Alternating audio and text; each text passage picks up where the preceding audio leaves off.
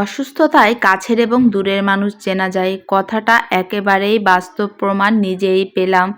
তাপসীস cooking ব্লগের নতুন ভিডিওতে সবাইকে স্বাগত জানিয়ে ভিডিওটি শুরু করছি। অনেকেই জানো আমি কিছুদিন ধরে অসুস্থ ছিলাম এবং অসুস্থতার মধ্যে কি কি হয়েছে সব কিছুই টুকটাক তোমাদের মাঝে শেয়ার করব। এই যে তিথিস ক্রিয়েশনের তিথি দিদি ভাই, তারপর এখানে আছে অনিক ভাই, হৃদয় ভাই, সবাই আমাকে দেখতে গিয়েছিল আমি যখন খুলনা মেডিকেলে ভর্তি ছিলাম।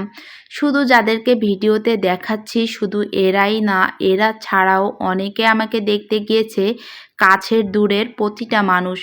এত এত ভালোবাসা পেয়েছি তাদের কাছ থেকে, এটা আমি কখনোই ভুলতে পারবো না। তোমাদের মাঝে শেয়ার করার জন্য কিছু কিছু ক্লিপ আমি নিয়ে রেখেছি, কিন্তু সবার ক্লিপ আমার নেওয়া সম্ভব হয়নি।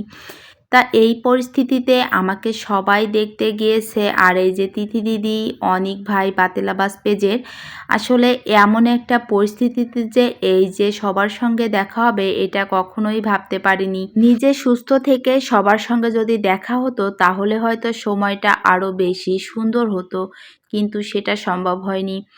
এটা ছিল আমাকে রিলিজ দেওয়ার ভিডিও। আমি হসপিটাল থেকে যখন রিলিজ পাই তখন এই ভিডিও ক্লিপটা নিয়ে রেখেছিলাম। এটা রিলস হিসেবে দিয়েছিলাম। আর এই রিলসটা দেওয়ার পর অনেকেই বলেছে এই পরিস্থিতিতেও কি ভিডিও নেওয়া সম্ভব? হ্যাঁ সম্ভব, যেহেতু আমি অসুস্থ ছিলাম তোমরা জানো। অনেকেই জিজ্ঞাসা করেছে আমি কেমন আছি। যেহেতু হসপিটাল থেকে ছাড়া পেয়েছি সেহেতু জানিয়ে দিলাম যে আমি এখন ভালো আছি এবং আমাকে রিলিজ দেওয়া হয়েছে। এটাই কারণ ছিল। আমার ভাসুর, আমার জামাই, মেয়ে অনেকেই আমাকে দেখতে এসেছিল। আর এখন আমাকে বিদায় দিয়ে দিল সবাই, এখন চলে যাচ্ছিলাম। আর এখন এই যে তোমাদের দাদা ভাই আমাদেরকে রেখে চলে গিয়েছিল যশোরে। আর এই মুহূর্তে আমরা ছিলাম পূর্ণিমা দিদিদের বাড়িতে। তোমাদের দাদা ভাই সেখান থেকেই রওনা দিয়েছে। আর তারপর আমরা কিন্তু রওনা দিব আরও অনেকটা পরে, কারণ আমাদের ট্রেনের টাইমটা অনেকটা রাত্রে ছিল। তারপর দিদিদের বাসায় খাওয়া দাওয়া করে তারপর কিন্তু আমরা রওনা দিব। তা আমি যেহেতু কোনো খাবার খেতে পারতেছিলাম না, আমাকে সুজি রান্না করে দেওয়া হয়েছিল আর সবাই খাবার খেয়েছে। এখন মামুনির সঙ্গে কিছুটা এই যে খুনসুটি বাবু আর মামুনির এই ক্লিপটা নিয়ে নিয়েছিলাম স্মৃতি হিসেবে রাখার জন্য। আসলে সময়টা যে এত ভালো কেটেছে সেটা তোমাদের বলে বোঝাতে পারবো না। হয়তো আমি অসুস্থ ছিলাম কিন্তু আমার বাবুটা যে এত বেশি খুশি হয়েছে বলার মতন না।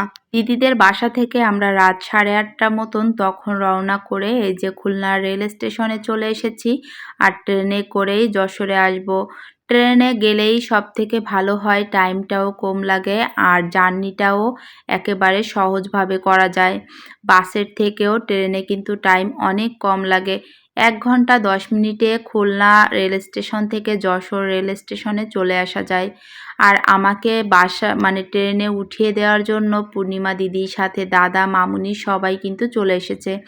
যেহেতু আমি, মা আর বাবু ট্রেনে করে আসব সেহেতু কিন্তু দাদা আর দিদির সাথে করে আমাদেরকে একেবারে ট্রেনে তুলে দিয়ে ট্রেন ছাড়া পর্যন্ত তারা অপেক্ষা করেছিল। দিদিদের কাছ থেকে আমরা যে ভালোবাসাটুকু পেয়েছি এটা কিন্তু কখনোই ভুলবার নয়, একেবারে স্মৃতি হয়ে রয়ে যাবে সারা জীবন।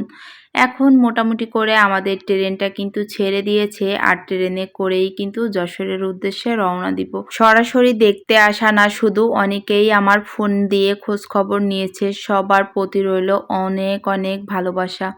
এত এত ভালোবাসা তোমাদের কাছ থেকে পেয়েছি সেটা কখনোই ভুলবার নয়। সবাই যে আমাকে এত এত ভালোবাসে, অসুস্থ না হলে মনে হয় বুঝতেই পারতাম না। তারপরেও সবসময় বলবো ঈশ্বর সবাইকে ভালো রাখুক, সুস্থ রাখুক আর সবাই আমার জন্য আশীর্বাদ করো।